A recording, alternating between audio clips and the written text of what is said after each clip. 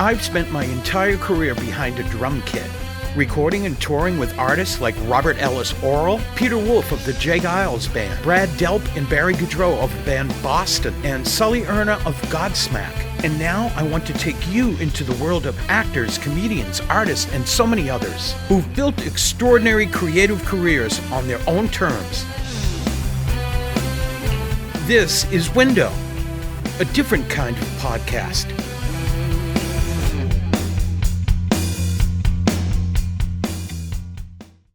Hello, and welcome to Window. Thanks for stopping by, and I do hope you stick around for what is our very first episode. Window, it's when we pick someone of interest, give them a video camera, and they go off on their own and film themselves during their day-to-day. We gather up the footage they shot and feature it right here. A person of interest. I've got one. Me being a drummer, a musician. I spent a lot of time as a young man trying to find my way into the recording industry. I then met a local singer and songwriter from New England named Robert Ellis Orrall. He asked me to join his band, took me into recording studios, and boy did I learn a lot. We even actually recorded a top 40 hit song at one point. So with this being the first episode of Window, I picked Robert to be the first person of interest featured on the show. But first I want you to know a little bit more about him. So I made this quick doc for you to watch. Don't go away. Stay with me. You're going to love this. Robert, who hails from Linfield, Massachusetts, has achieved so much in both his art and music careers. In 1977, along with longtime friend and sometimes songwriting collaborator Doug Millett, Robert wrote, recorded, and released his first album locally on his own. Sweet Nothing, and then his big 12-inch single, which produced a couple of songs that brought him local popularity when Boston radio stations began to notice his talents and started giving him some airplay.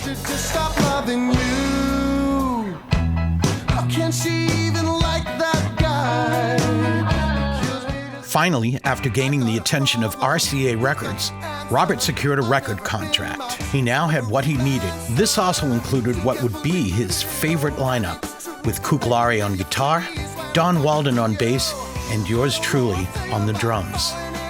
The album Fixation was recorded in Boston, Massachusetts, at a local studio called Studio B. Although the record didn't achieve much success, it did open the door for something very special.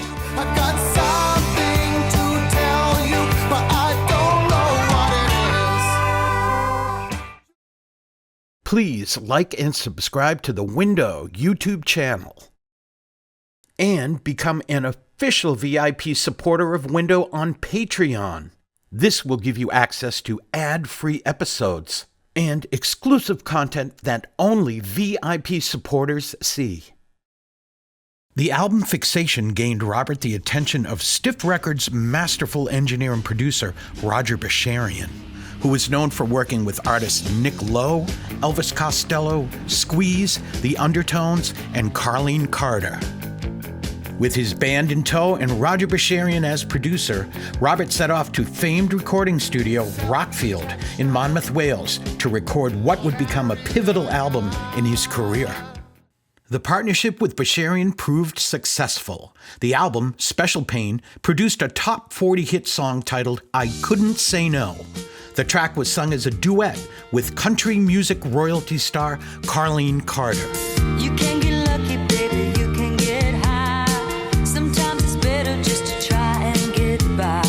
You understand the way I'm feeling inside. You can't always fight it. You're the main attraction, but your head's in a swirl. Robert continued to tour, write, and record with his band, which included the addition of keyboardist Brian Mace. A follow-up album titled Contain Yourself was recorded, but RCA lost faith and dropped Robert from their roster. Now the end is near, so they tell us, just ourselves to fear.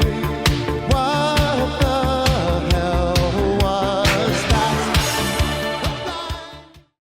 In In 1990, Robert decided to take a stab at writing songs for others. He packed up and moved to Nashville, where the colossal surge of new country music was beginning, signing with music publishing companies including Zomba, BMG, EMI, Peer, and then with the creation of his own company, Fixation Records proved to be very successful, scoring a #1 hit with Next to You, Next to Me, covered by the band Shenandoah, would lead to many more hits, including songs covered by Clay Walker, Michael Peterson, Reba McEntire, Martina McBride, and so many more. Robert also has his songs in movie soundtracks, Aquamarine, Freaky Friday and Freakier Friday, The Bourne Identity, and the Hannah Montana movie soundtrack. In the early 1990s, RCA Records offered Robert yet another deal as a solo artist. Flying Colors was recorded and released and gave Robert a huge hit with the single, Boom, It Was Over. It was over just like that. While continuing to write and produce for other artists, Robert joined up with fellow Nashville writer and singer Curtis Wright. They wrote and produced one album for Giant Records as a duo, but went their separate ways after 1 year. In 2003, Robert was asked to team up with a promising young 13-year-old singer-songwriter to both co-write and help co-produce her early recordings. The partnership with a young Taylor Swift proved to be very successful. After writing several songs with Taylor, Robert organized a showcase at Nashville's famed Bluebird Cafe. With key record companies in attendance, Taylor landed her first record contract. He went on to co-write and co-produce Taylor Swift's debut album, which last reported was more than 7 times platinum. Robert later went on to co-produce Taylor Swift's Beautiful Eyes EP. He also co-wrote the song Crazier with Taylor that ended up on the Hannah Montana movie soundtrack. Robert continued to write for others, but really they were songs that always meant something deep and personal to himself. He continued writing and recording, producing a slew of albums he would release on his own. Everybody's laughing, everybody's talking real loud. It's a have fun or die, suit and tie, New York crowd.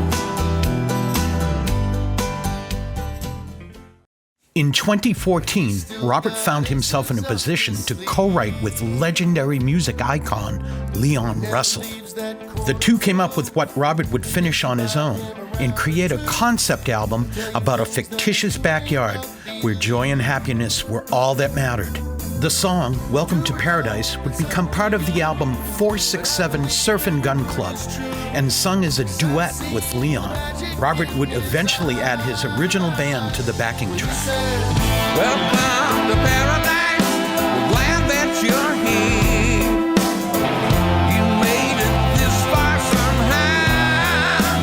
Whoa, welcome.